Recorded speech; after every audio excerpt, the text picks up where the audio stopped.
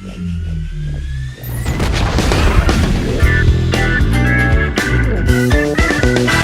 everybody, welcome to Wingman's Hangar, episode 61. Loving the new intro with the Hornets. Much better. If you're new to the show or you don't know what's going on, this is kind of an inside look at everything CIG. Chris Roberts' epic space adventure game, Star Citizen. Join us each week as we take a look at all the components we're doing to make this thing, well, come true and playable by all of us. Coming up today, we have a peek behind the scenes at our first full performance capture. What does that mean? Well, it's a lot of work for full performance capture, but the results are a much more intense and realistic video game experience. We'll get a good look at that pretty soon, and I think you guys are going to like it. We have forum feedback with your questions, and we have an interview with the lead animator, Bryan Brewer. Well, this week at CIG, I'm not really here. Woo-hoo. That's right. I'm actually out at GDC in San Francisco interviewing candidates because we've got a lot of positions to fill, especially in the Los Angeles office and some in Austin and some in Manchester. And, we just have a lot of people we need to make this epic game, and I'm actually out there. So we filmed this last week. What happened last week also? Well, episode 7 of 1.7 of the Next Great Starship. The team got together and they eliminated the last couple, which put them into the wild card pod, and you guys are now going to have a chance to vote and put them back in. And episode 1.8 will be coming up this week. And then afterwards, there'll be a little bit of a hiatus. And what that means is we're going to give the teams a chance to take a few weeks to actually enhance their models, to work together, to make it even better looking for all of us to show their wares. It's very crucial. It's getting to the point now where there's some real front runners and some people that have a lot of work to do. And I know I'm glued to my seat and can't wait to see what happens. So, right on. Didn't I promise it a minute ago? Take a look at our first full performance capture segment.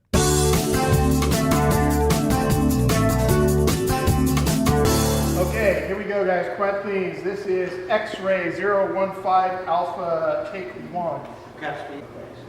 And action. I had a chance to sit down with Bryan Brewer, Daniel Craig, and Chris Olivia after they and several other members of the Cloud Imperium team wrapped on our first ever full performance capture shoot. Full performance capture is capturing 3 elements of an actor's performance. It's capturing their body, capturing their face, and capturing their audio, making sure that everything is synced up and timed correctly. Traditionally speaking, you would capture the actor's performance, you would have an actor somewhere in a VO booth do some dialogue, and then you would have an animator come in and animate the face. But with performance capture, you get a more true performance from our actor because everything is being recorded right there. So you get a lot of subtleties that you wouldn't normally capture any other way. How did it go on set? It was a bit chaotic. It was a really long week, but we came out in the end. We introduced a lot of things we never had in the pipeline before, so it was a lot of challenges. We had to sync everything up with time code. We had to bring the head cams into the system.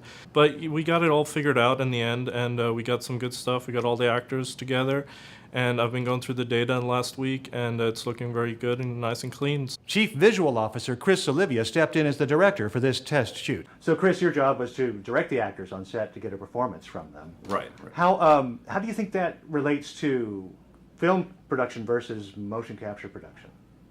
Well, I think it's extremely similar in that the main goal is to capture performance. In film, you're really worried about 1 or 2 cameras. If there's a B camera, you're worried about just the frame itself, composition, and sort of like the movement within that frame. If the emotion's coming through, something like for a game, for motion capture, you sort of have to be a little bit more open-ended as far as kind of you don't know exactly where the camera's going to be. The environment or space maybe hasn't been worked out fully yet, so you're probably focused a little bit as a director more on the performance itself, almost like a stage play. So the advantages of working in this type of virtual environment is you can take many takes of the same scene. You can then select the elements that you think are best from each take, and you can marry them together to make one seamless scene. We can change gestures if we need to. If somebody needs to interact with a prop, we can adjust it slightly. You can even go as far as to take just the face and audio from one scene and apply it to another scene. It's amazing that we can capture the subtleties of a human performance. And we even have a virtual camera on set. We can do everything that a traditional cameraman can do. We can boom, truck, dolly, zoom, pan, you name it, we can do it. And what it gives us is it gives us that subtlety that you generally don't get with hand-keyed animation, at least not easily. And it just adds that element of realism to our scene. So I noticed all the actors had these little marks on their faces. What was the purpose of that? Well, in order for the software to properly pick up the actors' faces, you have to mark them up. You have to put small dots and small lines around their mouths to better track their muscle movement, basically. Now, this is just the first test of full performance capture necessary to deliver the kind of detail needed for a Chris Roberts game. And there were a lot of lessons learned. We learned how to take all these different elements and merge them together and make them work as one seamless tool. We learned how to work with multiple actors on set all at one time. It was a very successful test shoot. Worked out a lot of the kinks technically, so creatively and artistically, Chris Roberts, the actors, will be able to come in, knock it out of the park. And with this test, we were able to harness the power of full performance capture for Squadron 42 and our Star Citizen game. What I'm really excited about is basically seeing how all these little parts fit together. Now we have the motion capture, but the ships, the environments, the characters, the audio, the visual effects, there's so many little parts that come together, so I'm really excited to see how the fans perceive this, because it's looking pretty good, and I'm excited to see the reactions. So stay tuned as we add full performance capture to our pipeline and to the games Squadron 42 and Star Citizen. And who knows, maybe a commercial or two. I'm Michael Morlan, reporting from Austin, Texas.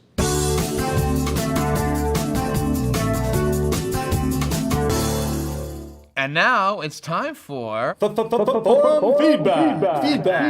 Hey Rob, how you doing, man? Fabulous. That's a nice shirt. I think I've seen that somewhere before. Does it look startlingly familiar to you? Maybe the same shirt we had last week, perhaps?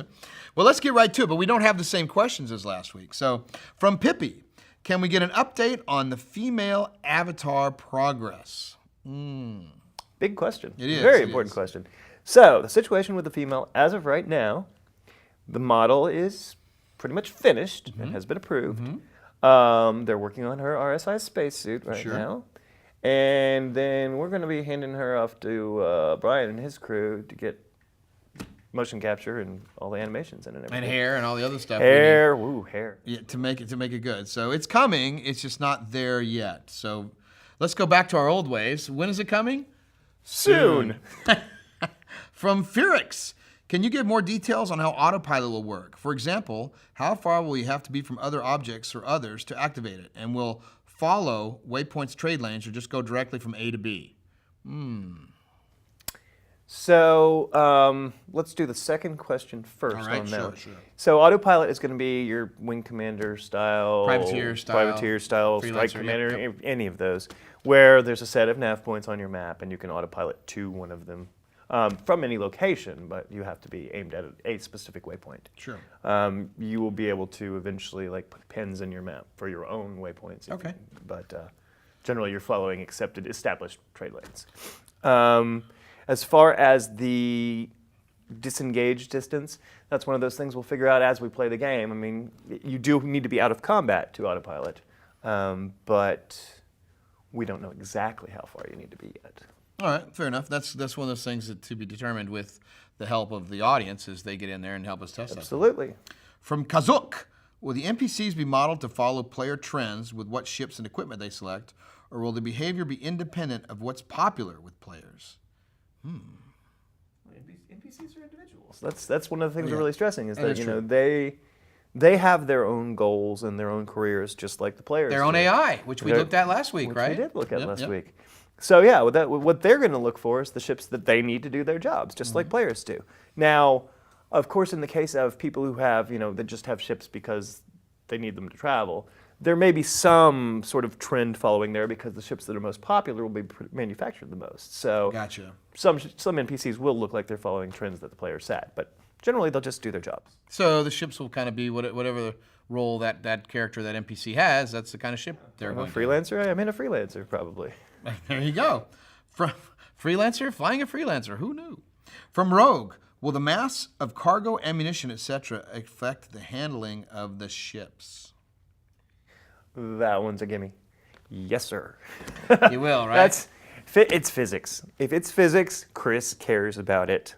really, really, and we all do too, of course. But I mean, Physics and thrusters. So cargo mass and ammo mass absolutely makes a difference. Right. Now, Chris is really big into physics. He actually He studied is. physics. So. Yeah, and it's a huge deal in this game, and it's one of the things that's going to really set it apart is how realistic our physics are. Well, there you go. That's very, very cool. So the answer is yeah. From Timonis, I know the back end is less sexy. Okay, this can go both ways. Well, not touching that. But can you tell us something about which database you're using and what code the server component is based on? I can tell you a little about that. Yeah. We really could have programmers here, and we'd probably talk your ear off about it. Yeah, that's true. Um, Probably should have asked this last week with Jason. That would have been a good idea. But we didn't, so. No, we didn't, yeah. So we're using a clustered Cassandra database, which is the back end. And we are using NoSQL, for those of you who are curious. So it's not a relational database. There you go. For the nerds out there. Okay, sure. Cool. From Mandalore 3, we have seen many changes to the look and feel of the Hornet and the Scythe since the original Squadron 42 trailer. Has the Bengal carrier had similar changes and upgrades to it, and will we be seeing it again soon? We're not talking about the bagel carrier here, are Not we? the Bengal carrier, the $57 million stretch goal. No. We're talking about the Bengal carrier. So, yes, the Bengal carrier is getting a pretty significant refit for Squadron 42. Yep. That's not one I would use soon on. The first capital fair ship they're enough. going to see that really unveils how capital ship systems are going to work is going to be the Idris. Right. And those of them who are reading Jump Point have already seen some of what we're doing with the Idris. Right, and we're going to take a lot of those rooms that are being established and be able to put those into the Bagel carrier. Yes. From Croza, how many maps can we expect in the dog fighting module? Step carefully, Rob Irving. This is a minefield. There's no minefields in the dogfighting module. I know. So right now there are 2 maps. Right. I think there's like a Broken Moon map, and I don't remember the name of the other one right off the top of my head. And that will continue to expand, of course. But there's a bunch of different game modes that can be played on either map. So that's really what's gonna give you the variety, at least for now. There will be more coming. Right, like Horde AI, Free Flight, Team Deathmatch, Last Man Standing, and possibly Capture the Flag. Possibly Capture the Flag. So, yeah, there's a lot of stuff going on with Dogfighting Module, and you guys will get in there, play it. You'll tell us what you like, what needs to be improved, what game types you think might work, and we'll move that direction. I mean, now we're getting into map making and gameplay types, and that's actually really, really exciting for a lot of us. It's really fun. All right, Rob, I want to thank you for joining us for the forum feedback this week, and now it's time for Ben Lesnick and this week's most valuable post.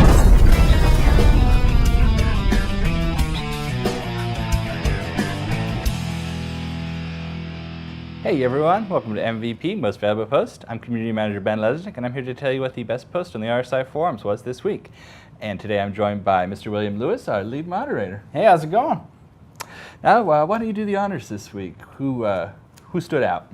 This week, our MVP is Xyphon, who created a Star Citizen Café thread. Yeah, this thread is really cool. What he's done is make food and drink recipes based on all aspects of Star Citizen and some of the outstanding memes in the community. It's a lot of fun, and some of those drinks can get you in trouble. In fact, William here has mixed up a couple of slow gin Benhammers according to the recipe on the thread, and we are going to try them live on MVP. Bottoms up.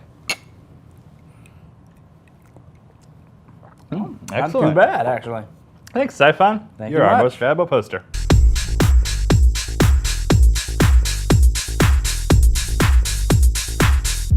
This week's fan focus comes from 2 of our favorite contributors, AnythingFPS and Disco Lando, where they took the buggy and created a buggy bumper car bonus round inside the hangars.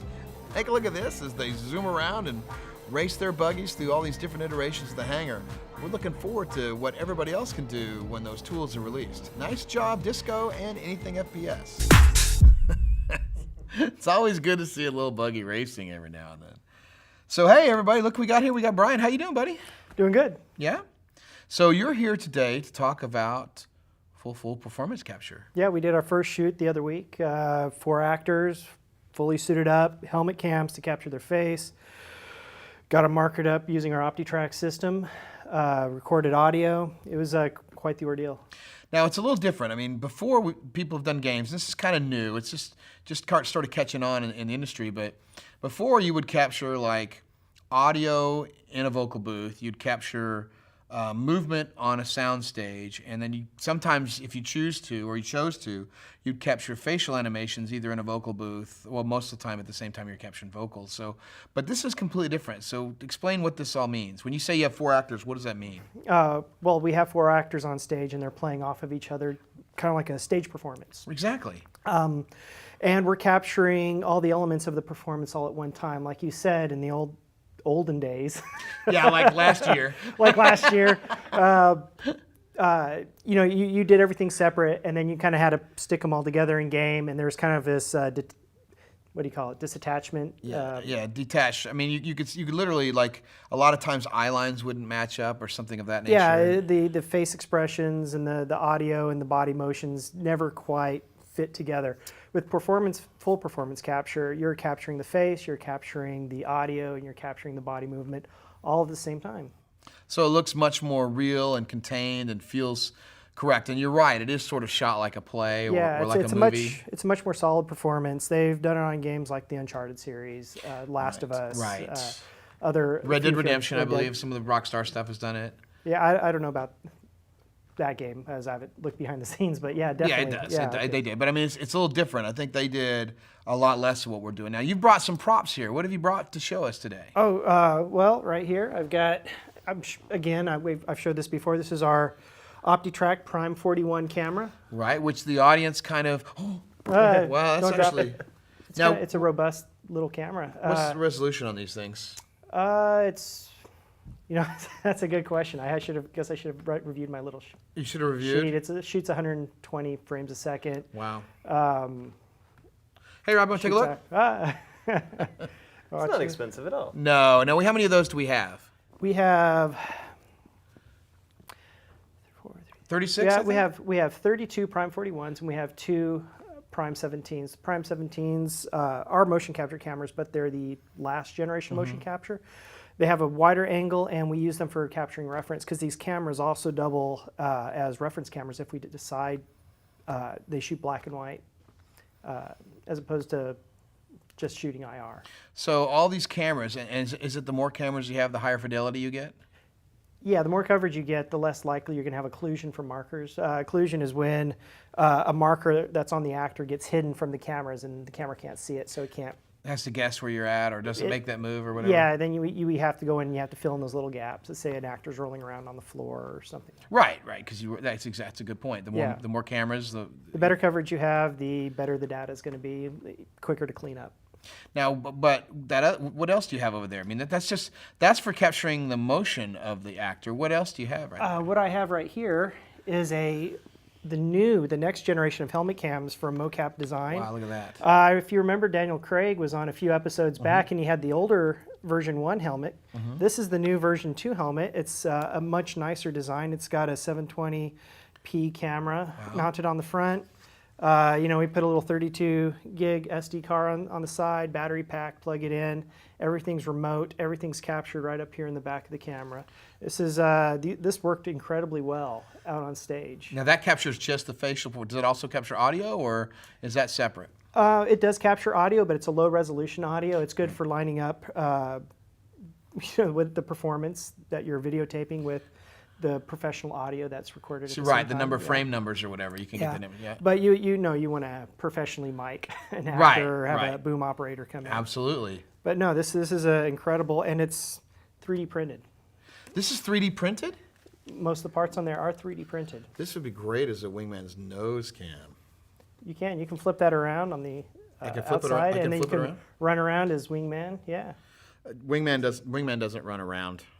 Fly around. Obviously, if Wingman's weight was a little bit less, it would. Yeah, we could. I don't know if this is gonna. There we go. How's that? That look good? It fit to one of our female actresses. So is that right? Is this how you wear it? This is it, right? Just about. I feel like Johnny Carson, like trying to play with one of those animals that's jumping around. Yeah. Yeah. Okay. So it probably needs a different head thing for me. Heavy. It's very heavy. Hey, look, Rob might fit on Rob's bean over there. Try that. I don't know. You want to try it, Rob?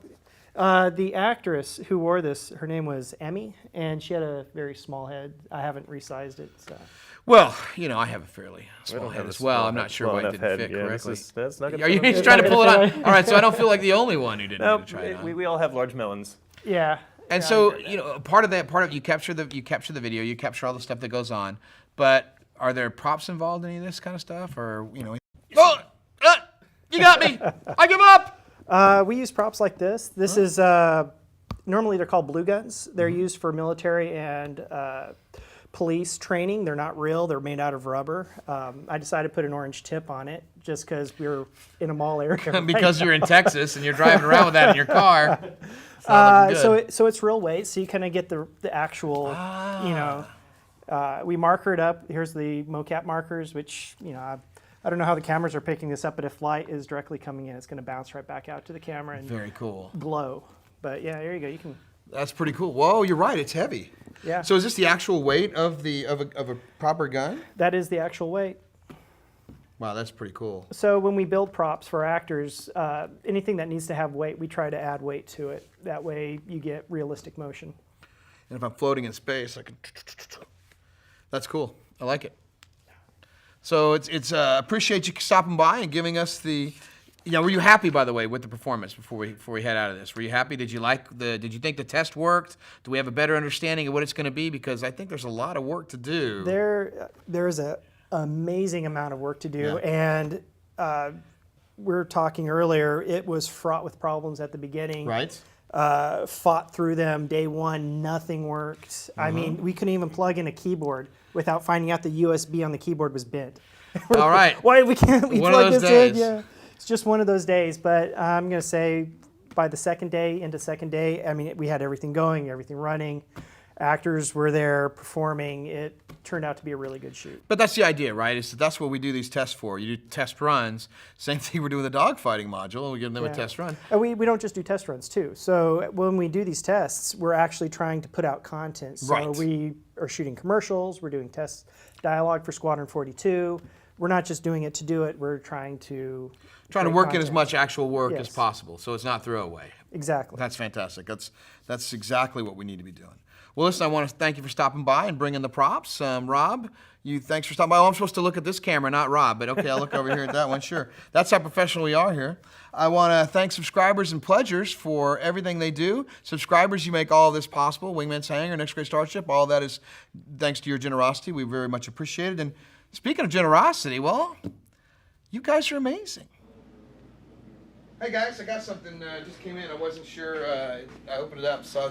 Didn't mean to interrupt. Anything special going on? Sorry about that. What do you got? We were It's, struggling.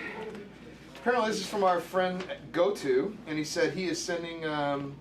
He thought that last time it can't send 20 cigars. That won't be enough. So he sent you guys 300 cigars. What? Yeah. No! Yeah, he said 300 cigars. Are you kidding me? No. This is gonna. Holy moly, we No, have the best fans and then he in the said- world. And he sent for me. Right. Well, it does. It's sent for me Oh, that's mine too. some Bushmill Irish whiskey. Wow, check it out, guys. Oh my God, thank We got a humidor too. We can put these in there. Holy moly, Yes. yeah, we do. What do we say, guys? Thank you. Thank you very much. It's from GoTo and the members of Monk. You guys are awesome. Thanks, guys. This gives us energy. As ever, your generosity is amazing. We thank you very much. Next week, we have Behavior and an inside look at the asteroid hangar, and I'll be back from GDC. And the Next Great Starship, episode 1.8, is coming.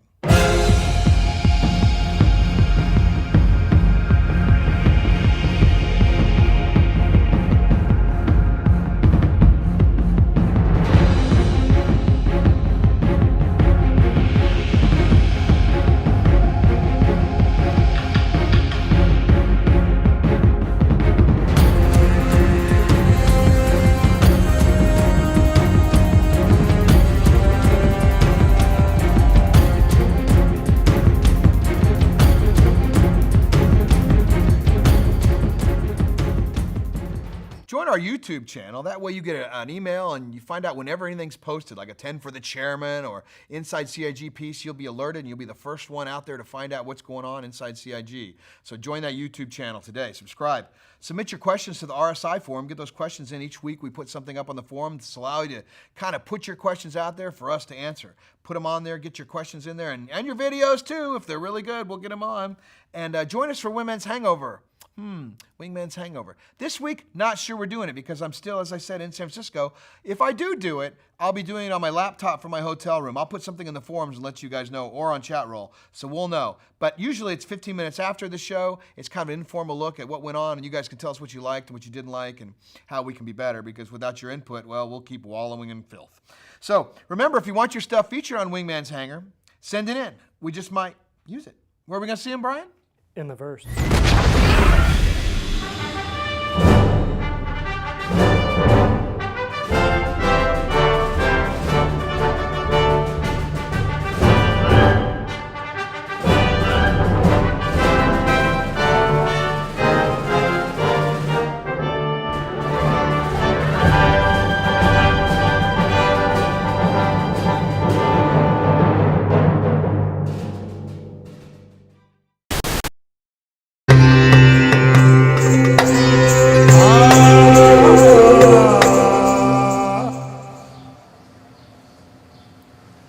If what goes around comes around, why did he leave in the first place?